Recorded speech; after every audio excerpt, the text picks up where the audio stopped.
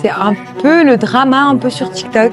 La fabrication est tellement camouflée. Maintenant, les Chinois, c'est les meilleurs dans tous les domaines. Dès que tu fais de la bijouterie qui doit payer un pourcentage de ton chiffre d'affaires, un organisme, on ne les connaît même pas, genre. Il n'y a pas besoin de fabriquer ta pièce entièrement en France pour que tu puisses dire que c'est fabriqué en France. Le cuir, du Vuitton et tout, en plus c'est imprimé dessus et tout. Nous on est là, c'est pas du cuir. Bienvenue dans ce nouveau podcast. Aujourd'hui, on va aborder un sujet hyper intéressant. Je ne sais pas si vous avez vu récemment, il y a une grosse polémique qui se passe en Chine avec ce que Trump il a fait. Et c'est un peu le drama un peu sur TikTok autour de la mode et du fait que la fabrication est tellement camouflée. Ils essaient de montrer que tout est fabriqué en Chine en réalité. Et je pense que ça a un petit peu choqué tout le monde, quoi. En fait, tu sais, ils donnent tous les fournisseurs de chaque marque. Ils disent, par exemple, si vous voulez acheter ça, allez sur ce vendeur. Non, mais c'est iconique, ça. Ouais. Tu veux qu'on ouvre le débat peut-être là-dessus pour commencer? Comme intro, quoi. Comme un trou. T'en penses quoi, toi? Moi, d'un côté, je suis très contente. Ouais. Et d'un côté, je me dis, ça va servir beaucoup de gens. Donc, c'est pas forcément une bonne chose non plus. Je suis contente parce que je trouve que il était enfin temps de lever le voile sur l'hypocrisie qu'il y a sur la qualité, la fabrication de ces grandes maisons de luxe. Je pense qu'il y a beaucoup d'hypocrisie et il y a eu beaucoup de d'actions camouflées qui ont eu lieu et je trouve je suis très très contente on voit la réalité des choses, quoi. Oui, c'est sûr. Et vous, et toi, Denis? Moi, ce que j'en pense, c'est que, de toute façon, en fait, tout le monde le savait déjà. J'ai l'impression que les grandes maisons de luxe, elles luttent pour leurs images. En gros, ils essaient de camoufler tout ce qu'ils font un peu de grave. Mais c'est vrai que là, le fait que tout le monde en parle en même temps, genre, ça fait que ils peuvent pas camoufler tout ça, tu vois. Surtout sur les réseaux comme TikTok ou Insta, sur des plateformes sur lesquelles ils ont aucune maîtrise, on va dire. Ils peuvent pas, genre, cacher, genre, les effets ça s'appelle, tu sais, quand ça vient tout de suite d'un coup, quoi. Ouais, genre de l'immédiateté de l'information, genre. Voilà. Ouais.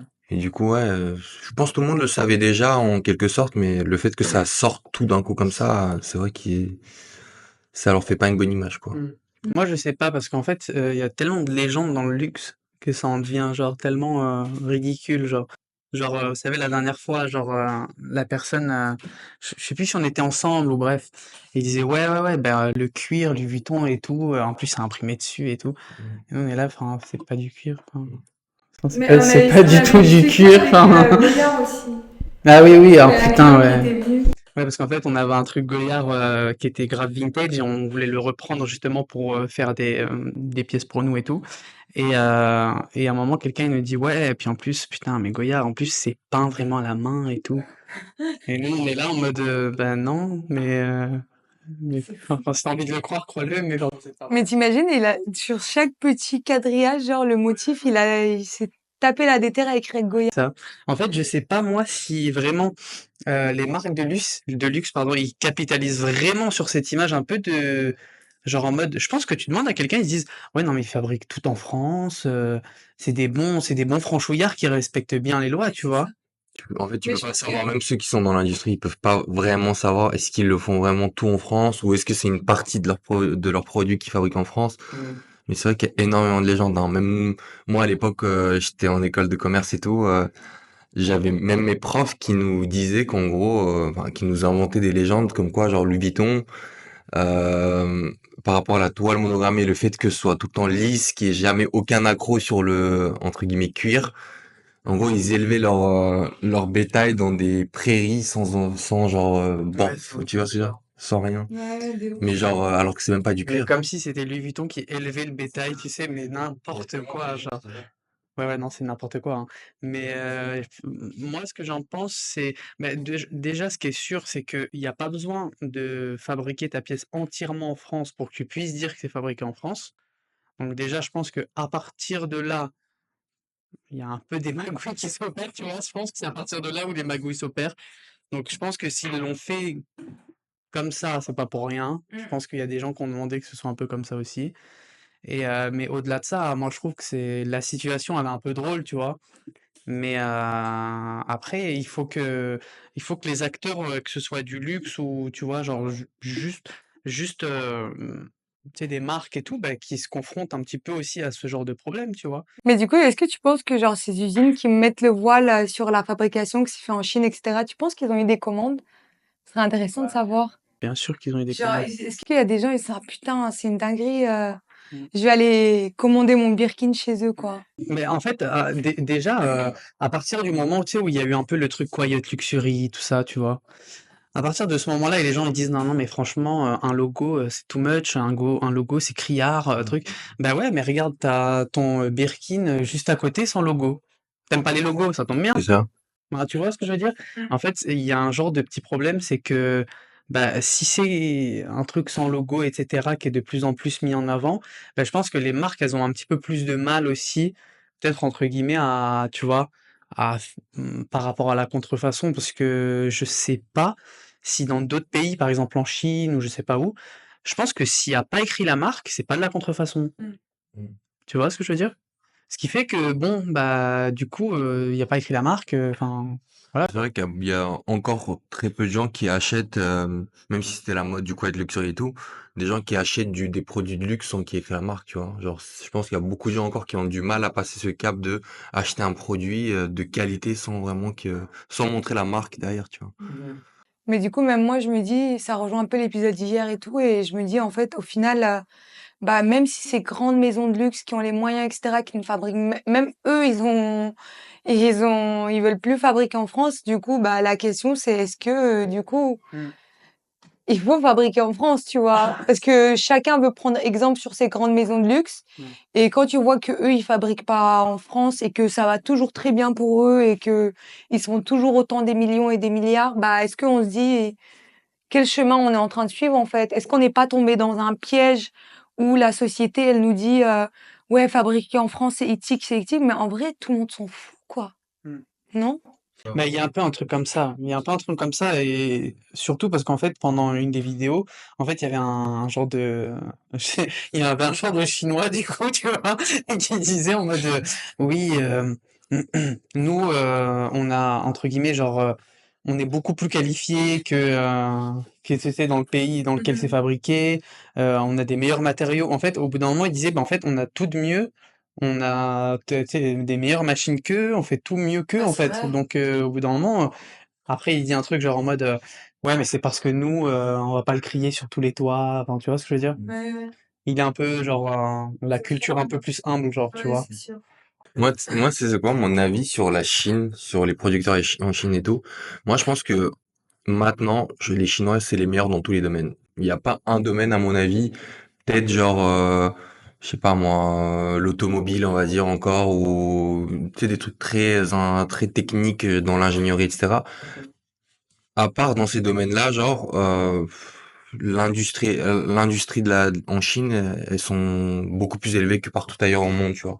Genre que même dans le textile, je pense qu'ils ont les meilleures machines actuellement, ils ont la meilleure main d'œuvre actuellement. Le problème, c'est que en fait, il y a tellement de tout en Chine, tu sauras jamais enfin, si tu vas tomber sur des usines de qualité ou sur des usines de mauvaise qualité. Je pense qu'il y a peut-être même plus d'usines qui fabriquent genre de la fast fashion, etc. Ils peuvent pas fabriquer, enfin, ils sont spécialisés dans les trucs de quantité, etc. C'est ça le problème en fait. Mais je pense qu'au-delà de ça, il y a tout autant d'usines qui sont spécialisées dans le luxe, qui travaillent avec ces marques de luxe en l'occurrence. Mais c'est ça en fait, tu sauras jamais sur laquelle tomber, sur laquelle sera de la bonne qualité. Mmh. C'est grave dispatché, on va dire, tu vois. C'est ça le problème. Mais sinon, en termes de savoir-faire, je pense que aujourd'hui, c'est les top 1 en France, au monde, tu vois. En fait, le truc, c'est que moi, en réalité, je reproche pas le savoir-faire chinois ou d'autres pays qui peuvent être très bien qualifiés, etc. En fait, moi, ce qui me dérange, en réalité, c'est genre, on peut pas promouvoir une fabrication où on sait qu'en réalité, la main-d'œuvre, etc., l'humain est maltraité derrière. En fait, je pense que aussi, genre, moi, ma limite sur ça, c'est que, bah, c'est quand même les conditions humaines de comment c'est fait, tu vois. Mmh. Et les gens, ils peuvent très bien dire oui, mais on a vérifié les usines, c'est très bien. Non, mais les gars, s'il vous plaît, on sait que si ça coûte aussi peu cher, c'est que, en fait, c'est que non, c'est pas fait dans des bonnes conditions et on l'a vu tellement de fois que Ouais. les gens, ils dorment dans les usines. Enfin, il y a vraiment ce truc de surproduction. Les humains, ils sont un peu maltraités et pour moi, c'est un peu la limite. C'est pour ça que j'irai pas fabriquer en Chine parce que par doute, je veux pas me plonger dedans, quoi. Après, c'est un peu comme partout, hein. Bah, en France, non. Bah, tu peux tomber sur des entreprises en France qui font travailler des gens noirs, Oui, mais ils qui les sont payent pas. Enfin, tu Je vois ce pense que je veux pas dire? que c'est à ce stade-là Non, où mais il y a moi, des enfants aussi ça, et cetera. non, mais moi, je peux comprendre que, en fait, moi, ce que je pense, c'est que dans certaines parties, tu as raison. Mmh. Et je pense qu'il faut pas en faire une généralité. Parce que je pense aussi que, genre, que ce soit la Chine ou d'autres pays, ils ont un peu une mauvaise publicité par rapport à ça, alors qu'il y en a quand même qui s'efforcent de faire les choses bien, tu vois. Le truc, c'est quoi? C'est que en France, c'est vrai que tu as une grosse protection du travailleur, tu vois ce que je veux dire? De la personne qui est engagée, du salarié, et peut-être que de l'autre côté, pas tant que ça, tu vois, genre, je sais pas, que ce soit en Chine, en Turquie ou quoi que ce soit. Mais ça n'empêche de dire que ben, il y a certaines choses où la France, peut-être, entre guillemets, elle abuse par rapport à la protection du salarié, par rapport aussi à l'autre, parce que moi, je me mets aussi en tant que personne qui a une entreprise, et il y a des fois, tu es confronté à des trucs, genre en mode, ah oui, donc en fait, ça, c'est obligatoire, et il faut qu'elle prenne du temps de, tu vois ce que je veux dire? Et nous, on est là, ouais, ah oui, d'accord, mais donc, du coup, moi, si j'ai besoin, comment je fais? Enfin, tu vois ce que je veux dire? En fait, c'est que, en fait, en tant qu'employeur aussi, Ça ralentit des fois. ça ralentit énormément, tu vois? Et il y a même des fois où tu comprends pas, mais tu dois des trucs à des organisations, enfin, tu vois ce que je veux dire? Genre, par exemple, nous, on faisait des bijoux, il fallait redonner, Ouais, bon, ça n'a aucun rapport, hein, tu vois? Genre, mais, il fallait payer France Bijoux, genre. ouais. Tu là en mode: «D'accord, mais» 5% du chiffre d'affaires, quelque chose comme ça. Dès que tu fais de la bijouterie, tu dois payer un pourcentage de ton chiffre d'affaires tu vois? à un organisme, on ne les connaît même pas, genre. C'est eux qui te Bah, ouais, contactent. ça dépasse le truc du salariat, tu vois? Mais c'est juste pour dire que des fois en France, tu là, mais attends, mais au final, tu sais même plus combien tu payes quelqu'un, hein, tu Mmh. vois? Parce qu'il y a tellement de trucs qui s'additionnent que tu es là en mode, «Ah ouais, bon, bah, de toute façon, si je suis obligé au bout d'un moment, Non, mais oui, c'est sûr, forcément, on peut pas aller d'un extrême à l'autre. Mais dans tous les cas, dans sa globalité, moi, je suis persuadée que, genre, les conditions humaines, elles sont pas en normes, quoi. En tout cas, c'est un peu mon ressenti que j'ai. Peut-être que oui, comme tu as dit, c'est peut-être une mauvaise publicité Mmh. qu'on nous a fait sur, Pas forcément dans un pays dans lequel t'es payé, je sais pas, moins d'1 euro de l'heure. Je sais pas si c'est toujours le cas aujourd'hui. J'ai l'impression que ça avait l'air d'avoir évolué en Chine, tu vois. Mais oui, c'est vrai que quand t'as la main-d'œuvre qui est moins de 1 euro, je crois qu'il y a des fois c'était même encore moins. Genre, tu peux pas travailler dans des conditions humaines, on va dire, tu vois. Mmh. Genre, quel humain accepterait de travailler pour. Ouais. Après, ça dépend forcément de la valeur de la vie là-bas, tu vois, mais j'ai l'impression en 2025, en Chine, ça a l'air d'être développé et les prix, tu vois. C'est sûr. Mais tu sais que moi, j'ai l'impression que en vrai, depuis le début, au final, tout le problème, il est là. C'est que quand tu as besoin de prendre beaucoup de salariés, c'est que forcément, tu as besoin de beaucoup produire, tu vois. Et le truc, c'est que en France, il y a de moins en moins de salariés parce que déjà, ils produisent ailleurs. Et il y a entre guillemets des genres de problèmes parce que, en fait, derrière une image de bon luxe, tu sais, ça paraît aussi que, genre, bon, bah, peut-être qu'il y a très peu de pièces et que non, mais si ça se trouve, je sais pas moi, des sacs Louis Vuitton, il en sort autant que des Eastpak, si ça se trouve, tu vois. C'est juste qu'en fait, et arrivé au bout d'un moment, tu peux plus faire la différence entre guillemets entre le vrai et le faux parce qu'en fait, tu produis tellement que, ben, au final, si je te sors, je sais pas moi, par exemple, une partie du sac, tu vois, je le déchire, je fais, oui, est-ce qu'on peut regarder la traçabilité de cette pièce du sac? Non. Bah, c'est plus possible parce qu'on va pas pouvoir tout tracer, tu vois. Or, alors que par exemple, je sais pas moi, par exemple, si tu prends une Rolex, je pense qu'il y a moyen de tracer chaque pièce Rolex. Parce que, tu vois, justement, ils se disent, bon, on sort tant de pièces de ça, on sort tant de pièces de ça, tu vois ce que je veux dire? Et que c'est beaucoup plus contrôlé et que c'est pas, entre guillemets, du fake luxe. Tu vois ce que je veux dire? Je pense que le problème, il vient de là aussi, tu vois, c'est que tu veux tellement vendre, tu veux tellement faire des marges et bah forcément, tu vois, tu veux étendre de plus en plus ton business, tu vois, et tes ventes, mais tu te retrouves dans des problèmes comme il est aujourd'hui au final. mais moi, je suis contente. Mm. Je suis contente que, au final, bah, tout ça se... Ça peut être genre. Ouais. Après, je pense que c'est un petit. C'est pas un gros buzz ou c'est pas viral à ce point-là, je pense. J'ai vu des trucs, genre des millions de likes, hein. Ouais, à ce point-là. Oui. Ça fait longtemps genre que ça. Non, ça fait Moi, pas j'étais si jamais longtemps. tombé dessus donc. Non, non, mais c'est aujourd'hui. Et vous pensez que genre ça va être viral au point de Bah, en fait, je pense que déjà ça va se réguler parce que je sais pas réellement s'ils ont le droit de faire ça. Parce qu'en fait, il faut voir comment ils le présentent aussi, hein. C'est du genre en mode. Bah, par exemple, nous, les fabricants de Zara, imaginons, voici le catalogue. Mais je comprends pas. J'ai l'impression que c'est un truc organisé. Genre MOQ1. Moi j'ai l'impression que c'est un truc organisé de ouf. Hein. Bah, bien sûr que c'est organisé. S'ils Bah sont oui. tous mis d'accord. Est-ce qu'ils ont reçu tous l'alerte en mode publié sur TikTok Est-ce que vous pensez que ça va être ce truc-là? Genre, moi je suis pas tombé tant de fois dessus que ça, genre sur TikTok ou sur le réseau. Vous pensez que ça va, la viralité va dépasser genre tout ou... Moi, je pense que les médias mainstream, ils vont en parler.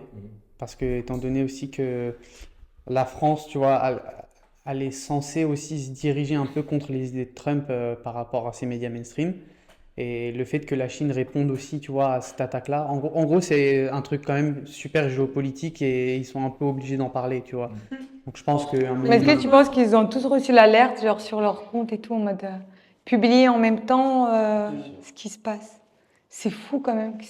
Tous, ils sont Tout ce qu'ils font, c'est organisé de toute façon, hein, c'est sûr. en vrai, Mais j'ai l'impression que ça, il y a un autre problème aussi, genre ils veulent faire chier les États-Unis, mais vous avez pas l'impression qu'ils s'attaquent plus à des marques européennes qu'autre chose, genre? Genre Ouais, c'est bizarre, ça. quand Bah, après, ils y a pas attaquent c'est l'industrie forcément, du luxe dans le textile, ça c'est la plupart du temps c'est les marques françaises quoi, oui, françaises, mais il n'y a pas européennes. forcément du pain à manger chez les Américains, quoi. Ouais, je sais, mais du coup on leur a rien fait, tu vois ce que je veux dire, les pauvres Bernard Arnault, il a rien demandé, tu vois. Bref. Je sais pas. Après, peut-être qu'elles, elles sont mal positionnées par rapport au marché aussi, tu vois. Parce que, autant dire la réalité des choses, c'est que les sacs Birkin, c'est pas à Paris que ça se vend le plus. Donc, c'est pas forcément exporté directement à Paris, Ah ouais, tu vois. Si c'est construit ailleurs, imaginons en Chine, il faut tous les emmener, bah, faut les faire livrer là où ça se vend, hein. Je sais pas, moi, les Los Angeles, peut-être à l'intérieur aussi, mais peut-être, je sais pas, tu vois. Aux États-Unis, moi, je dirais aussi principalement, tu vois. Donc, si déjà il y a un problème de ça, c'est que normalement, c'est pas censé être un problème, parce que normalement, ça part de France à là-bas. Enfin, tu vois ce que je veux dire? Bah, peut-être. Donc, je sais pas. Mais ce qui est sûr et certain, c'est que de toute façon, c'est pas en France que que ça se vend le plus. Ça se trouve, c'est l'un des derniers pays auxquels ça se vend le plus. Tu penses? Ah oui, je pense, oui. Moi j'ai l'impression que les marques, enfin j'ai l'impression que ça se vend le plus en France, mais pas aux Français, tu vois. Faudrait voir les chiffres, mais j'ai l'impression que c'est en France que ça se vend le plus, mais pas aux Français. Genre quand tu regardes les grosses grandes boutiques de maisons de luxe, il y a que des étrangers, genre. Non, je pense que ça se vend le plus. De base, c'était tout ce qui était Chine, tout ça, hein, c'est les pays asiatiques, hein. Non mais eux ils préfèrent venir en France pour acheter parce que là-bas genre les prix c'est genre 2 fois plus élevé, tu vois. Enfin, Ouais, mais... Ouais, ouais, je vois. Après, je sais pas s'il y a... Je pense quand même qu'il y a beaucoup plus de Chinois qui achètent là-bas quand même, tu vois. Je pense, je sais pas. faudrait vérifier. Ça me semblerait plus logique étant donné que, bon, ça veut dire faut qu'il y ait beaucoup de Chinois qui viennent en France, quoi, à Paris. Enfin, je sais pas, hein, mais je sais Mais pas c'est sûr. combien... Mais du coup, même au-delà de ça, Qu'est-ce qu'il faut comprendre de tout ça? ouais, c'est ça. Qu'est-ce qu'il faut comprendre de tout ça au final? Parce que hier, on a fait un peu le tour du sujet, etc. Mais au final, est-ce que ça ne réconforte pas dans le fait aussi que bah il est temps de, je sais pas, même la France en général, que ce soit dans le milieu de la mode ou que ce soit dans la société actuelle, est-ce que la France, bah il n'y a plus rien à manger, quoi? Bah, déjà, ça nous prouve une chose, c'est que déjà, l'industrie française, en termes que ce soit textile ou de mode tout simplement, bah, elle s'est complètement désindustrialisée et que bah, maintenant on affronte ce genre de problème. Enfin, les marques en question affrontent ce genre de problème. Déjà, ça prouve ça. Et au-delà de ça, c'est aussi le fait que c'est peut-être bien de créer en France, tu vois. Et en fait, c'est compliqué parce que Si d'une part, dès que tu commences en France, tu vois, t'essayes, etc., et puis dès qu'il y a un boom, t'es obligé de partir, c'est un peu compliqué aussi, tu vois. Mais même, ça me rappelle aussi l'histoire où, tu sais, Bernard Arnault, il avait fait une genre d'annonce, un communiqué où il disait oui, la France est devenue beaucoup trop chère, les usines, ça coûte trop cher, enfin, on veut que nous taxer encore et encore. Même si un Bernard Arnault dit ça à son niveau qui est top 1, on va dire, est-ce qu'il faut pas s'alerter ou s'alarmer sur le fait que, bah, en fait, dans le milieu de la mode en France, c'est mort, quoi. Ils veulent tout faire pour que ça meure alors que c'est déjà très mort, tu vois. Mais pourquoi Bernard Arnault, il dirait ça? Parce il comptait augmenter les taxes sur sur les productions en France, genre passer à 40% d'impôts pour tous les fou, quand producteurs. même. Mais j'ai l'impression qu'ils font, j'ai Comment l'impression c'est qu'ils possible? veulent qu'on arrête de produire en France, peut-être, je sais pas. Ouais, Ou c'est le alors, chaos, quoi. je sais pas. Franchement, je sais pas. Il y a des pays, franchement, qui essaient de mettre en place, justement, baisser les taxes, la TVA, etc., sur les productions artisanales. Là où en France, ils font tout l'inverse. Je comprends pas. Ils justifient ça par le fait que oui, le Made in France et tout, ça a de la valeur, donc ça justifie les augmentations. Mais, enfin, c'est pas vrai, quoi. Ouais, ouais, c'est ça. Mais en fait, c'est à se demander, du coup, le business principal français, c'est quoi? C'est le luxe, du coup? Enfin, vous voyez ce que je veux dire? Du coup, en fait, c'est par quel chemin que tu le prends? Parce que si la France, elle veut pas industrialiser et ne permet pas forcément quelque chose tu vois, sur ce point de vue-là, tu fais quoi? De la tech? Tu développes des genres je sais pas, tu vois? Donc, ouais, Dans la science, dans les brevets, et encore, non, pas forcément, parce que, tu vois, t'es super taxé et t'es super réglementé, tu vois? Genre, rien que d'autres pays qui sont beaucoup moins réglementés, ils gagnent énormément plus, tu vois? Mais ouais. Mais est-ce que même vous n'avez pas fait ce constat, même avec notre clientèle ou, enfin, quand on va parler de notre marque, tu vois, au-delà de la fondation et tout, parce qu'on peut donner l'exemple de notre ressenti avec la fondation, mais on peut aussi très bien donner le ressenti qu'on a avec notre marque en perso. Est-ce que vous n'avez pas ce ressenti-là que, bah, en fait, là, récemment, le pouvoir d'achat, bah, il est quasi plus existant. Nous, on a nos clients fidèles, donc qui sont tout le temps là, nos drops, etc., etc. Mais en fait, on se poserait pas aussi la question sur bah, comment ils font les autres créateurs? Parce qu'aujourd'hui, nous, encore ça va, on a 30 000 clients, on a une communauté solide, etc. Mais des jeunes créateurs au final qui sont sur ce marché français, qui n'ont pas forcément de communauté, ou même on avait fait le constat après le défilé que bah, les acheteurs ne sont plus là non plus. Et que bah, on connaît plusieurs marques qui vendent que via leurs acheteurs et que leurs réseaux sont morts, quoi, tu vois.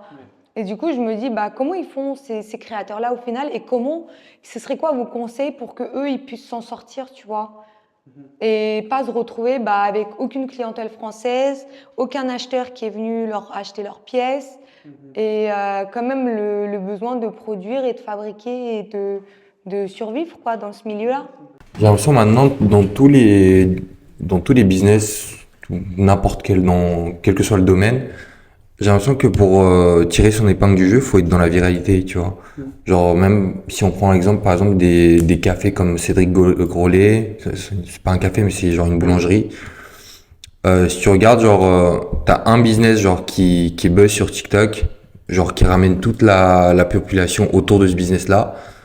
Et j'ai l'impression que tous les autres, du coup, ils perdent leur clientèle, tu vois. Et même là récemment, je sais qu'il y a grave ce truc avec des nouveaux cafés qui sortent, les cafés Nuance, les cafés, comment ils s'appellent, Noir, café Maurice, même dans le Marais. J'ai l'impression que si tu regardes, genre, il y a tout le monde qui attend devant un resto, un café, un truc. Et tous les autres à côté, bah, y a personne, tu vois. Et je pense que ça fait un peu le même effet pour des marques de mode. Il y a des marques qui pop.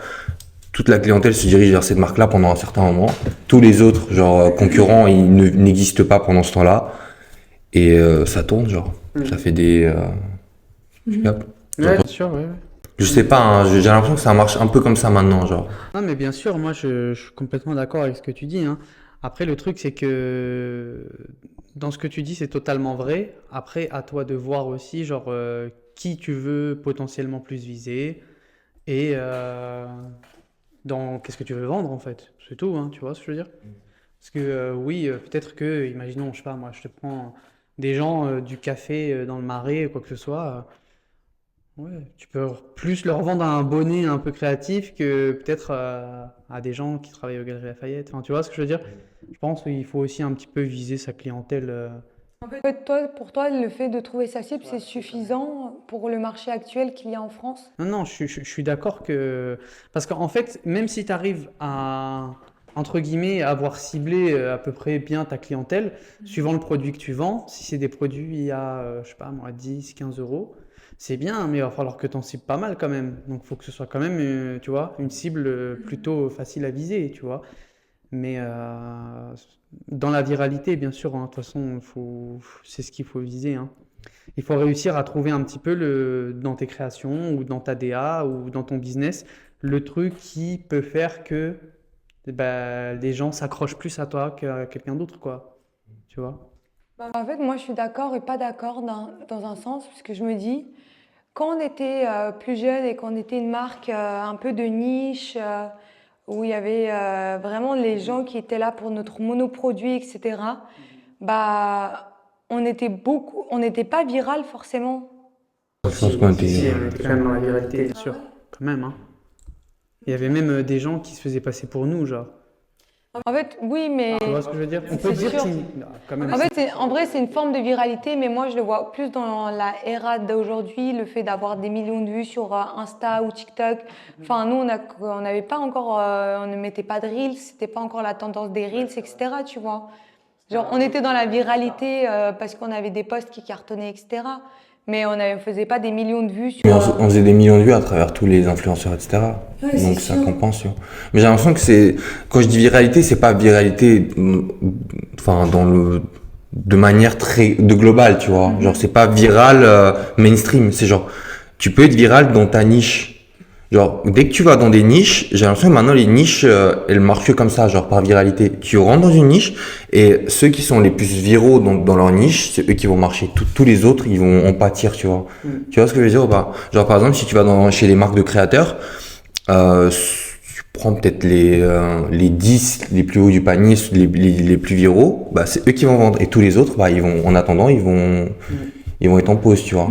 Et j'ai l'impression que c'est un peu comme ça dans toutes les niches. Genre maintenant, genre on est dans tous les business sont segmentés par niche et genre ceux qui sont les plus viraux dans leur niche, eux qui marchent. Après, forcément, si t'as un business qui est là depuis longtemps, etc., et que t'as trouvé ta clientèle et que genre et tu les as fidélisés, etc., oui, forcément, tu vas vendre, tu vas avoir des ventes plutôt lissées, tu vois, sur le long terme.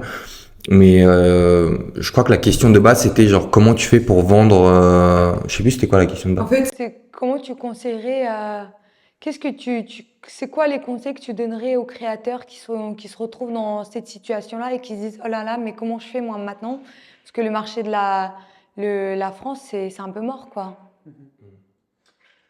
Bon, ça avait pas trop de rapport, mais Non, si, bah si, je pense que être dans la viralité, de toute façon, c'est un peu bah, un objectif que tout créateur, tu vois, il doit avoir. Mais en fait, le truc, c'est que dans ta question aussi, il manque les variables de qu'est-ce qu'il fait, qui il est, qu'est-ce qu'il a envie de faire, qu'est-ce qu'il n'a pas envie de faire.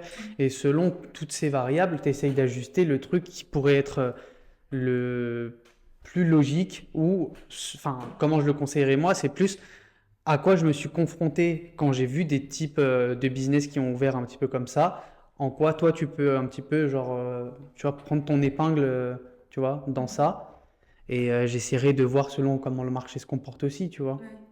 Mais c'est vrai que sans cas de figure c'est un peu compliqué, mais au-delà de ça comme il a dit Denis, moi je suis un peu d'accord quand même, tu vois.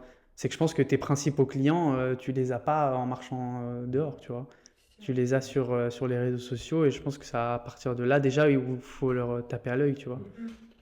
que c'est pour ça aussi, en quelque sorte, les métiers comme la mode, etc., où ça ne demande pas non plus énormément d'investissement. En fait, dès lors que ça ne demande pas beaucoup d'investissement et que genre tu peux communiquer grâce au réseau, maintenant c'est devenu gratuit la communication, tu vois. Genre à l'époque, il n'y avait pas genre les TikTok, les Insta, etc., où tu pouvais juste produire du contenu et toucher de plus en plus de gens, tu vois. Genre à l'époque, fallait payer pour avoir une audience. Maintenant, genre c'est gratuit, c'est genre tu peux avoir autant de, enfin, c'est exponentiel. Genre, tu peux viser le monde entier juste sans rien payer, tu vois.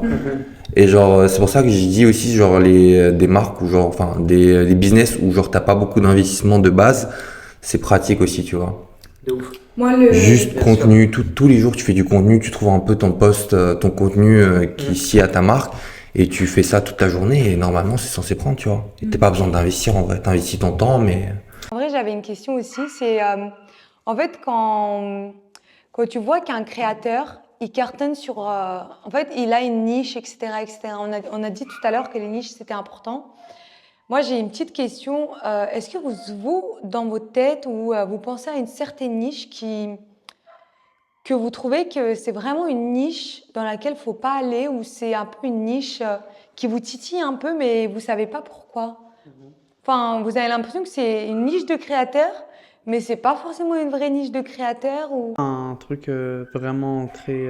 fiable. Hmm. Est-ce qu'il y a certaines niches qu'il faudrait éviter ou quoi, selon vous? je sais pas si... moi il y a un truc qui m'insupporte mais seul le temps le dira, tu vois. Je pense que aller dans des trucs trop comment dire?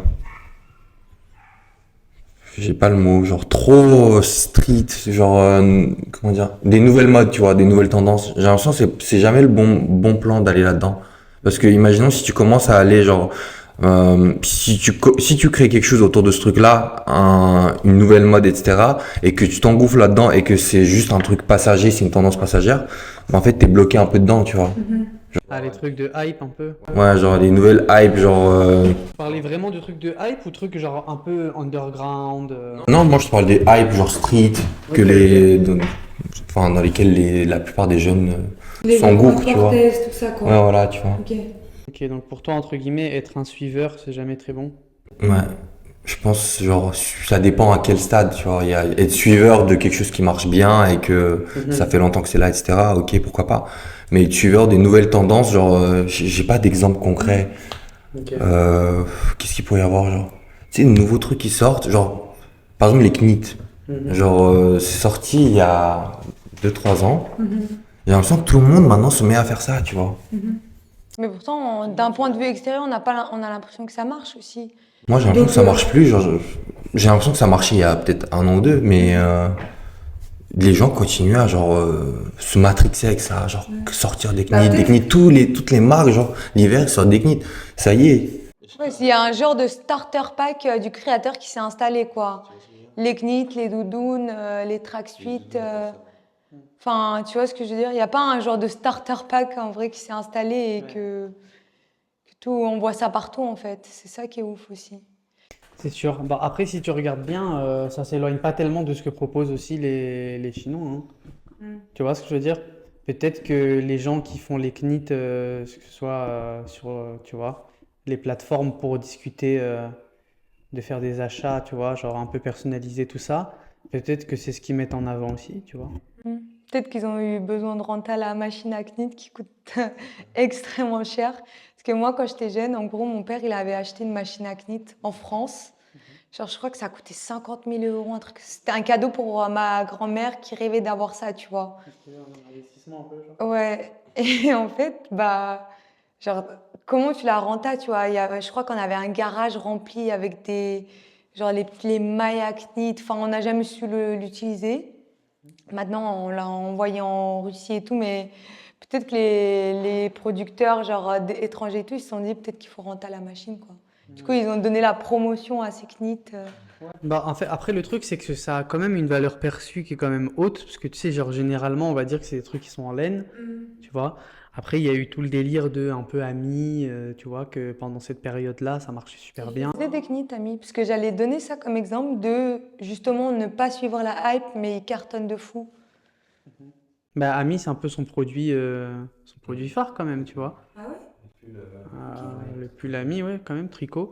Et ouais, c'est dans une genre de mouvance sympathique. Moi, le produit en lui-même, il me dérange pas, tu vois. Tu sais, il y a des trucs Polo Ralph Lauren qui sont cool, tu vois, genre les fake knit et tout. Mais c'est vrai que de toute façon, au fur et à mesure, dès que tu vois que ça se concentre beaucoup sur une genre de pièce une hype ou quoi que ce soit, bah, petit à petit, t'aimes de moins en moins la pièce en elle-même, tu vois. Mais en vrai, même en parlant d'Ami, je trouve ça ouf parce que la dernière fois, j'avais vu une review qui disait que Ami fait plus de chiffres que Jacquemus, tu vois. Pourtant, Jacquemus, c'est vu comme la marque top 1 en France, etc., etc., tu vois. Et Ami, on pourrait l'apercevoir la top 2, top 3, top 4, mais en vrai, Ami, elle fait beaucoup plus de chiffres que Jacquemus. C'est fou quand même. Moi, je pourrais pas dire que ça m'étonne, étant donné que je pense quand même que... comment il s'appelle déjà? Ils vendent beaucoup à l'Asie. Non, Alexandre. ouais, voilà, Alexandre Matussi, je crois, ouais. Pour moi, il est beaucoup plus stratège que Jacquemus dans son approche du marché. Mais ouais, il a peut-être réussi à convaincre un truc, tu vois, un peu plus chinois, un peu un truc comme ça. Tu vois, après, c'est très parisien, ça se met plutôt facilement en vrai, tu vois, les trucs amis. Hein. T'as pas l'air d'être tu vois, hypebeast.com, tu vois. Moi, ça m'étonne, je dis que ça m'étonne parce que, premièrement, Ami, je vois plus trop d'Ami en ce moment. Genre, cet hiver, j'ai pas vu une seule personne porter du Ami. Genre, c'était, il y a 2-3 ans, ouais, c'était envoyé partout. Mais, premièrement, ça m'étonne pour ça. Et deuxièmement, c'est parce que Jacquemus, c'est genre la star montante du moment, tu vois. Et c'était quoi? Il faisait genre 200-300 millions de chiffre d'affaires. Jacquemus, c'était 200 et quelques, 280, et Ami, il faisait 330 millions. C'est juste que je pense que Ami, il est moins mis en avant parce qu'il n'est pas en auto. Enfin, il n'est pas indépendant, quoi. Mais du coup, Jacquemus l'est plus non plus, quoi. Donc, au final, Tu vois, si c'est vrai, c'est que vraiment, déjà, ça veut dire qu'il est parti un peu de la France. Il a trouvé sa clientèle ailleurs. Ouais. Bon, après, dans tout ce qui est production, etc., lui, de base, il fabriquait pas du tout en France. Jacquemus, je parle. Hein. Après, bah, un petit peu comme toutes les marques parisiennes, tu vois, il est quand même designed in Paris, tu vois. Après, je pense que c'est pas pour rien non plus qu'ils l'ont fait comme ça, tu vois. Parce que de toute façon, avec toutes les Fashion Week tu vois, qu'ils font et tout, tu peux pas le faire autre part, tu vois. mais factuellement, du coup, qui fabrique en France? Je pense que les grandes marques de luxe, elles fabriquent. qu'elle fabrique en France. En vrai, en tout cas, Non, elles fabriquent pas tout. Elles fabriquent pas tout. Oui, elle fabrique pas tout, mais je pense que beaucoup de ces choses, elle fabrique en France, du moins. Ça, c'est ouf, en vrai. Moi, je pense que toutes les grandes marques de luxe, elles ont des usines en France. Elles ont des usines en France. On l'a bien vu, hein, les Louis Vuitton, que ce soit genre tous les immeubles dans lesquels, comment ça s'appelait, tu sais, en face de la Seine, là, le grand immeuble. La Samaritaine? Non. Ils avaient un genre de immeuble manufacture, je sais plus comment il s'appelait. Ok. Mais bref, je pense qu'ils ont tous des genres de grandes manufactures en France, mais je sais pas ce qu'ils font de la production ou genre de la recherche, des pièces d'études, je sais pas ce qu'ils font exactement là-bas, tu vois. Mais De toute façon, à chaque fois que tu regardes les genres de mini-documentaires, tu vois, que Louis Vuitton, ils mettent, tu vois, sur leur chaîne ou à la télé, etc., tu vois, qui font visiter un peu les trucs en France, 90% de ce que tu vois, c'est genre, oui, alors voilà, on va vous présenter un artisan ici qui en fait est construit un truc personnalisé pour un client, tu vois, pour ranger son club de golf, truc comme ça. Mais jamais de la vie, il te montre la production tu vois, genre d'un Speedy ou d'un truc comme ça, genre. Tu vois ce que je veux dire? Ils sont là, ils te montrent, ouais, des commandes personnalisées, Ouais, un peu comme on peut faire ici à ouais, voilà, tu vois, genre des trucs un peu à la commande, des choses comme ça, tu vois? Très rarement, moi, enfin, de mémoire, ça me dit rien, tu vois, d'avoir vu des trucs qui te montrent la production de sacs, tu vois? des pièces commerciales, quoi. Chanel et Hermès, les marques, typiquement Chanel et Hermès, je pense pas qu'ils fabriquent à l'étranger. Ce serait vraiment scandaleux s'ils fabriquaient. Mais même prêt-à-porter, de toute façon, que ce soit. Déjà, le Louis Vuitton, je crois que le prêt-à-porter, il le fait pas en France, hein, il le fait en Italie, je crois. Hein. Bah, du coup, Hermès, on a vu que si, finalement. Oh, en Chine? Ouais. Non, impossible. Hermès, vraiment, c'est impossible. Bah, c'est ce qu'on a vu avec la polémique, là. Ouais, mais je pense pas que tout soit vrai. Je pense qu'ils font des dupes, etc. Mais Hermès, ça me met, mais vraiment, genre, Hermès, c'est impossible. Hermès et Chanel, je pense que c'est vraiment impossible. Et Chanel, en plus, on connaît, genre, ils ont pratiquement toutes les genres de manufactures, les maisons, comment ça s'appelait, genre, les maisons, des rues, comment ça s'appelait, genre? Recombo.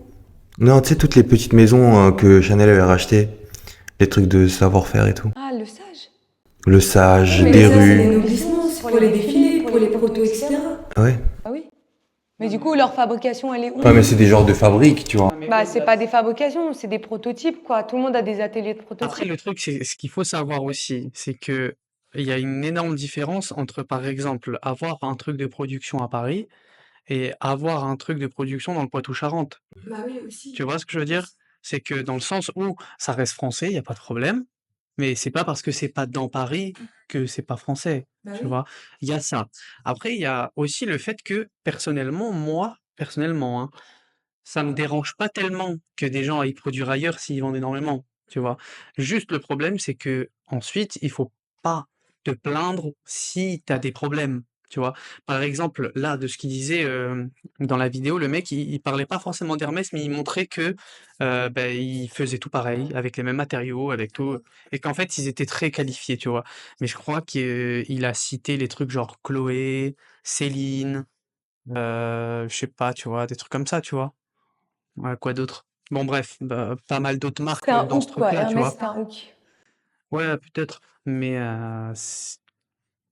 c'est quand même pas des marques, qui déconnent non plus, tu vois, Céline, hein, Ils sont faits. tu vois? Mais bon, après, si ça peut profiter aux consommateurs, moi, franchement, je m'en fous un petit peu, hein, Mm. tu vois? Mais C'est toi, pas comme si je poussais à, tu vois, ce que les gens ils aillent acheter sur ces plateformes ou quoi, tu vois? Pas du tout. C'est juste que, bah, en fait, moi, je trouve ça dommage que tu fasses, par exemple, Céline, tu vois. Imaginons un sac à 800 €, faut pas compter la hanse, parce que la hanse, elle a 350. Enfin, tu vois ce que je veux dire? Et qu'au final, tu vas pas te servir de ton sac comme ça s'il te faut la hanse, tu vois, c'est chiant, tu vois. Ouais. Donc, quand tu veux faire un cadeau, généralement, tu achètes et la hanse et le sac, tu vois. Et le problème, c'est quoi? C'est qu'en fait, tu vois derrière ça que bah, le profit qui est derrière tout ça, bah, si le sac, ils l'ont acheté pour 20 € en Chine, la hanse pour 3,50 €, enfin, tu payes qui, quoi? Tu vois ce que je veux dire? C'est ça qui est ouf. T'es là en mode, toi, t'as l'impression de payer parce que justement, c'est une fabrication française et tu respectes la démarche. Mm. Et tu sais, il y a un truc en mode, bon, Bah, tu c'est vois, ça. genre, je fais des efforts, tu vois, pour pouvoir un petit peu assurer un truc derrière, tu vois. Mais en fait, non, pas du tout. Mm. C'est juste, ça va rembourser le marketing et juste, ça va mettre bien énormément de gens, quoi. Enfin, tu vois ce que je veux dire? Mais c'est tellement ça qui me dérange. En fait, ce qui me dérange, c'est aussi, genre, tous les gens, tous les créateurs, surtout au final, bah, les créateurs qui viennent à la fondation, même nous en tant que créateurs, euh, on a des valeurs qui sont importantes pour nous. C'est de fabriquer dans des bonnes conditions, d'avoir une bonne main-d'œuvre, d'avoir des produits, des matières éco-responsables. En fait, on est une génération qui se bat pour ça, pour qu'au final se recevoir dans la tronche que bah, aucune grande maison fait ça. Donc c'est un peu décourageant aussi de se dire, bah, au final tu te bats parce que tu as envie de devenir une grande maison par la suite aussi. Mais si ces grandes maisons ne sont pas dans ce cas-là, est-ce qu'on doit continuer à genre se battre pour cette démarche-là et tout, ou genre laisser tomber et aller fabriquer ailleurs et faire comme les grandes maisons de luxe, parce qu'au final, eux, ça leur réussit bien, tu vois. Parce que moi, genre, quand je vois des créateurs qui viennent à la fondation et que ils sont là, je sais que c'est vraiment parce qu'ils ont ce besoin, ils ont ces valeurs, que c'est très important. Enfin, notre génération, elle est aussi très engagée, tu vois. Donc, je sais que c'est important pour eux. Alors, comment on peut faire aussi par la suite banaliser, arrêter de banaliser le fait de fabriquer ailleurs et se dire, bah non, genre, nous, on reste sur nos positions, on est des fabricants ou des fournisseurs, aussi ça, des Français, on s'affirme dans nos positions, on essaie de se créer une genre de communauté qui va essayer de grandir. Après, je pense pas qu'il y ait énormément de gens aussi qui... En fait, ça dépend juste de la clientèle, hein. Si les gens sont pas réceptifs au Made in France, c'est leur problème. On va pas les éduquer, tu vois. Tu peux pas passer et ton temps à vendre et à chercher des clients et à éduquer les clients, tu vois. Genre, nous, on fait ça, premièrement, parce que on veut le faire de cette manière-là. Deuxièmement, parce qu'on est, si tu regardes comparé aux autres, on va 2 fois, 3 fois plus vite que les autres parce qu'on a on a tout industrialisé chez nous, on délègue rien du tout, tu vois. Et ça suit. J'ai l'impression que la demande est là, tu vois. Je sais pas à quel point elle sera là, mais pour l'instant, elle est là. Les gens veulent travailler avec nous, peut-être parce que ça va plus vite, peut-être parce que Ils cherchent la qualité avant la quantité. Peut-être que on a aussi des avantages aujourd'hui qu'on a, peut-être qu'on n'aura pas demain, c'est-à-dire genre les minimum quantités. On est une jeune marque, donc on peut se permettre de proposer des très basses quantités pour l'instant. Tu vois, pour l'instant, la demande elle suit, tu vois. Et ça, on est bien avec ça. Et on sait pas où est-ce que ça va nous mener. Si ça se trouve demain, nous aussi, on va ouvrir des usines à l'étranger, on va faire différentes gammes. Je sais pas. Mais franchement, je pense que les gens ne prêtent pas autant d'importance que ça au Made in France. Genre, ni au Made in France, ni à l'éco-responsabilité. J'ai l'impression que les gens en ont marre de tout ça, genre. Ils en ont marre d'être trop sages, trop trucs. Surtout notre génération. On nous a rabâché depuis qu'on est petit, ouais, le recyclage, le réchauffement climatique, le ci, le ça. J'ai l'impression que les gens en ont marre, tu vois ce que je veux dire? Ouais, non, bah, c'est sûr que dans le lot, il y en a qui en ont eu marre. Mais je pense que, en fait, c'est l'image qu'il faut te dire aussi, c'est que, en fait, il y a une vision qui est là, qui fait de la mode, ce sont des passionnés, d'accord? Il y a une autre vision qui est là, c'est que ils font de la mode parce qu'ils voient le potentiel business, tu vois? Mais moi, je pense qu'il y a un certain moment où le créateur passionné n'en aura pas forcément marre parce qu'en fait, il a ce goût de faire. Tu vois ce que je veux dire? Donc je pense pas que les créateurs, ils vont en avoir marre. S'ils en ont marre, ils changent de business si c'est qu'une question de business. Tu vois ce que je veux dire? Mais dans tous les business, tu auras le même problème. C'est que tu auras des concurrents, tu auras peut-être des gens qui font mieux que toi, tu auras peut-être pas assez de goût de ce que tu fais pour peut-être le faire plus longtemps. Tu vois ce que je veux dire? Mais je pense qu'au-delà de ça, dans ce qu'il a dit Denis, il y a une part de vérité. C'est-à-dire qu'il y a des gens qui en ont eu marre de ça. Parce que peut-être qu'ils ont vu aussi que ce soit maintenant, quand on le voit, tu sais, sur les réseaux où en fait, bon, enfin, en Chine, ils produisent la moitié des trucs que tu as l'impression qu'ils font en France, tu vois? Peut-être qu'il y en a qui le savent un petit peu et en fait, je pense que ce qui est un peu dommage, c'est que quand tu vois le parallèle entre où est véritablement l'économie en France, tu vois? Et où est, bah, les trucs qui marchent peut-être soit un peu moins, soit c'est un peu délicat. Parce que si tu regardes bien, ce qui marche le plus en France, l'un des marchés numéro un, c'est le luxe, tu vois? Donc je pense que c'est toujours mieux, tu vois, de viser peut-être une certaine qualité, essayer de l'ajuster quand même avec le prix, tu captes? Et ne pas être forcément trop gourmand. Ou alors, faire l'inverse, mais dans ce cas-là, il faut vraiment que tu sois très bon en marketing. Tu vois ce que je veux dire? Parce que si tu as un bon logo, un bon truc d'accroche, et l'œil pour voir dans la caméra qui tu pourras persuader, tu peux vendre ce que tu veux. Tu vois ce que je veux dire? C'est tout, hein. Non, je sais pas, Moi, je suis à peu près d'accord, hein. Mais c'est vrai que je suis un peu comme Célima. J'ai un point de vue un peu pessimiste sur la chose, mais je pense que c'est parce qu'on prend pas du recul, assez de recul sur ça. Et de toute façon, on espère que genre un jour le Made in France reviendra, l'État va tout faire en sorte que valoriser la production locale, etc. On attend que ça. bien En sûr. vrai, on serait les premiers contents et reconnaissants de ce truc-là. Et je trouve ça tellement dommage que ce soit pas déjà en marche, tu vois. J'ai l'impression que pendant le Covid, Une lueur d'espoir. on avait ouais, entendu plein de changements autour du Made in France et même genre par rapport à l'importation des autres pays que ce serait taxé sur Chine, des trucs comme ça, tu vois. Mais ça va pas dans notre sens, mais peut-être qu'un jour le truc il va tourner et on sera les premiers récompensés à ce moment-là, hein. C'est ça. C'est comme genre à l'époque quand tout le monde fabriquait en France et il a commencé à y avoir, tu sais, toutes les usines en Chine qui ont ouvertes pour l'Europe et tout. Mais ceux qui s'étaient entêtés à continuer à produire en France ont coulé et ceux qui ont pris le train en marche, etc. Ils ont été les plus récompensés dès le début, tu vois. C'est vrai. Mais même au-delà, bah, du coup, pour te rejoindre, bah, justement, pour te rejoindre dans cette vision plus optimiste, etc., au-delà du fait que nous, on peut parler en tant que fabricants, des clients de la fondation, des créateurs, etc., on a un point de vue quand même qui est beaucoup plus dur, on va dire, sur la fabrication française. Mais je pense que quand un client vient à la fondation, on a fait avec les 15 vingtaines de créateurs qui sont aujourd'hui chez nous, ils ont été justement, ils ont cette vision très optimiste de la fabrication française au final, parce qu'ils n'ont pas besoin de fabriquer, ils n'ont pas besoin d'un minimum de quantité, ils n'ont pas besoin d'avoir des surplus, le sourcing, c'est nous qui le faisons. Enfin, tu vois, on les allège de tout ce côté production et du coup, bah, le fait qu'on souffre, nous, à s'entêter, à fabriquer en France, à avoir ces valeurs-là, bah, au final, c'est récompensé avec le fait que bah, les créateurs sont hyper contents d'être chez nous au final. C'est sûr. Mais en fait, il y a aussi un petit problème dans ce qu'on parle depuis tout à l'heure, c'est que en fait, ce qu'il faut pas oublier, c'est que quand tu veux promouvoir le fait que tu fabriques en France, le mieux possible, c'est de pas le dire à des Français. C'est le mieux, parce qu'un Français, tu fais, ah, tu sais que je fabrique juste à côté de toi? Ouais, ben moi, je vis tous les jours ici. Enfin, tu vois ce que je veux dire? C'est trop proche en fait, ça étonne plus personne.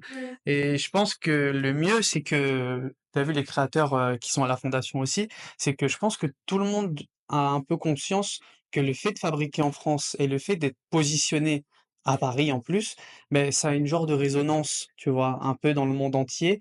Et je pense que rien que si tous les créateurs qui font en France, qui designent, qui commencent à faire des trucs, ils se donnent de la force, tu vois? Je pense que ça leur permettrait quand même de justement atteindre ce marché un peu international, parce que moi j'ai déjà vu des gens, que ce soit dehors ou tu vois, ou des étrangers, ils savent pas où sont les marques de créateurs français, genre. Oui, c'est vrai. Tu vois? Genre en mode, bah, parce qu'après nous on avait notre boutique, tu vois? Mais ils étaient là genre en mode: «Oui, vous savez, est-ce qu'il y a un endroit où je peux acheter des marques de créateurs parisiens?» genre. Mm. «Non, bah, je sais pas». Ça serait fou d'organiser un genre de pop-up ou je sais pas, qu'on rassemble tous les créateurs. Bah, mais en vrai, c'est ce qu'on voulait faire, tu vois, mais Bah, c'est un peu, tu vois, genre la portée aussi qu'on veut donner, tu ouais. vois. Mais au-delà de ça, je pense que si entre eux-mêmes, tu vois, ils se donnaient de la force pour pouvoir atteindre un peu, tu vois, dans un groupe, tu vois, de mouvement, bah, un peu un truc à l'international, je pense que ce serait le mieux, hein. Grave. Après, je pense que globalement, on râle pas aussi, on râle pas sur les Français, mais c'est vrai qu'on a marre nous que genre ça soit démocratisé et que ça commence à devenir de plus en plus normal de fabriquer ailleurs, avec l'émergence de toutes les nouvelles marques de créateurs, etc., qui n'ont plus aucune honte d'écrire du Made in China sur leur marque. En vrai, c'est le vrai problème, c'est ça, genre le fait que tout le monde maintenant ce soit genre plus tabou, tu vois, de fabriquer en Chine. Il y a quelques années, on voyait les vidéos de la fabrication, comme Selma l'a dit, de les conditions de travail, etc. C'était la honte, genre tu voulais pas l'écrire, genre ça te faisait du mal de l'écrire sur ton site et tout. En vrai, le vrai combat, c'est ça, genre que les gens se rendent compte que genre d'un côté, t'as ça, genre t'as le Made in China, t'as le tout ça, et de l'autre côté, genre il y a les gens qui se donnent du mal, et genre respecter un peu plus les gens qui se donnent du mal. Je parle pas de nous, pas que de nous, hein, mais je parle de j'en connais plein qui travaillent directement dans leur boutique quand ils peuvent se prendre des boutiques dans Paris, qui installent leur machine dans leur boutique ou qui ont un sous-sol dans leur boutique ou même les gens qui fabriquent leurs vêtements chez eux sur TikTok, ces trucs. Ces gens-là, faut vraiment genre qu'ils soient beaucoup plus mis en avant que les autres qui sortent des drops qui fabriquent en Chine et que ils sont là, ils paient tout et qui flexent sur leur commande derrière. Tu vois ce que je veux dire? Mais surtout que souvent. Et qui en plus qui respectent la plupart du temps. En vrai, il y a un autre truc aussi. Hein. Genre, on a normalisé le fait que certains produits avaient un prix, tu vois, peu importe leur provenance. Genre quand je vois des gens sortir des hoodies made in China genre à 200 balles, genre allô, genre ça coûte 10 balles à produire, tu vois ce que je veux dire? Faut se rendre compte, faut que les gens se rendent compte de ça aussi, tu vois. Mais même grave, mais même au-delà de ça, en fait, t'as totalement raison dans le sens où, genre, en fait, on n'a pas à faire culpabiliser le consommateur parce que tout le monde, personne n'est irréprochable, tout le monde achète des produits, que ce soit fait en Chine ou à l'étranger, etc. En fait, en vrai, c'est à nous aussi de poser les bases et de se dire justement à ce consommateur que, ok, bah, ces créateurs-là, ils sont pas dans la bonne direction. En fait, c'est les créateurs qui qui prêchent la mauvaise parole au final, tu vois. Et c'est pas au consommateur de se remettre en question sur ce qu'il achète. Lui, il achète parce qu'il a vu un beau marketing, il a vu un beau t-shirt. Enfin, c'est, mais c'est ça, c'est pas à lui de se remettre en question en fait. C'est justement ces créateurs-là qui, eux, comme tu as dit, ils ont aucun scrupule à promouvoir, à les fabriquer à l'étranger ou avoir des matières dégueulasses ou tu vois ce que je veux dire? En fait, moi, le truc, c'est que je vous comprends de ouf dans ce que vous dites. Après, moi, le truc, c'est que je déplace la culpabilité autre part, tu vois. Genre, je déplace la culpabilité sur le fait que c'est pas forcément aux créateurs ni aux consommateurs, tu vois, de entre guillemets, la faute ne revient pas à eux, genre, tu sais, qui leur donnait plus de force ou quoi. C'est juste, en vrai, à l'État lui-même de dire: «Bon les gars, vous voyez bien qu'il y a une genre de concurrence déloyale parfois», tu vois? Et que, bah, quand il y a quelqu'un qui fabrique ici et qu'il emploie des gens, bah, ça rapporte plus de richesse que quelqu'un, bah, qui fait importer d'un autre pays et qui paye juste FedEx et quelqu'un en Chine, tu vois ce que je veux dire? Donc, je rapporte à 3, 4 à 10 fois plus de richesse que lui. Est-ce qu'il y a peut-être un équivalent à me réduire, que lui peut-être, tu vois? Ah non, En fait, oui, je taxer plus, apparemment. oui, enfin, tu vois, en fait, je pense que le problème, il est là. En fait, je pense que le problème, il est politique et en fait, chacun veut bien se lancer la balle à quelqu'un d'autre, tu vois. Mais je pense que le problème, il est là. Je pense que les calculs sont un peu mal faits sur certaines personnes, tu vois. Mais au-delà de ça, moi, personnellement, que quelqu'un produise en Chine ou quoi que ce soit, moi, ça me dérange pas, tu vois. Si toi, par exemple, t'as plus un truc de puriste, tu vois, et que tu me fais à moi, genre me dire, écoute, ouais, non, je pense que vraiment la fabrication en Chine, dans une grosse industrie où il y a vraiment 2 personnes au centimètre carré, vraiment ça reflète vraiment quelque chose de bien. Non, moi je suis pas d'accord avec toi. Si tu me le vends comme ça, je suis pas d'accord, tu vois? Mais si tu me le vends comme, écoute, moi je suis là pour, enfin, la qualité du matériel et cetera, moi j'y connais rien, ça m'intéresse pas. Enfin, tu vois? Un peu comme, dirait Damso, genre, fuck le mécanisme, tu vois? Au final, on s'en fout du mécanisme, hein. Tant qu'il y a écrit Rolex, je m'en fous du mécanisme, tu vois? Et il y a des gens qui réfléchissent comme ça, tu vois? Et que ça les intéresse pas. Et je peux comprendre ce point de vue parce que, bon, c'est un point de vue qui existe et peut-être qu'il va parler aux personnes à qui, bah, tu vois, qui partagent les mêmes idées, tu vois? Moi, ça me dérange pas, mais voilà, quoi. Ouais, forcément, au bout d'un moment, en fait, tu te rends compte, et je pense que nous, on n'est pas consommateurs de ces produits-là. Genre, c'est pour ça surtout toi, je pense, tu prends ça avec des pincettes. Mais genre, tu prends tous les gens qui ont consommé, genre, qui ont acheté des hoodies à 100 balles, ne serait-ce, à des trucs made in China. Faut poser la question à eux. Est-ce que leur produit il tient bien? Est-ce que genre, combien de temps il survit ce truc, tu vois? Parce que moi, je consomme pas, je peux pas te dire, tu vois. Mais, je sais que si j'achète un pull Zara ou quelque chose, il va pas me durer longtemps. Genre, au premier lavage, il va truc, même encore Zara, ça va. Genre, ils ont Ouais. pris en qualité, mais tu prends d'autres marques, il y a quoi d'autre comme marque, genre des Bershka, des trucs comme ça. non, c'est Ça sûr tient que- pas, genre même les jeans, les trucs qui sont censés être grave robustes. Tu vois ce que je veux dire? Après, une C'est sûr, surtout bien ça. sûr. qualité, hein. Tu sais, ça, à chaque fois, ça revient ce truc de. Non, c'est sûr, après, il y en a qui, encore, hein, tu vois, genre, il y a, en Asie, enfin, ils font vraiment beaucoup d'efforts pour améliorer leur truc, tu vois, leur tissu, leur ci, leur ça. Mais ce qui est sûr, c'est qu'à qualité équivalente, ce sera toujours moins cher là-bas, quoi qu'il arrive. C'est sûr. Donc voilà, quoi.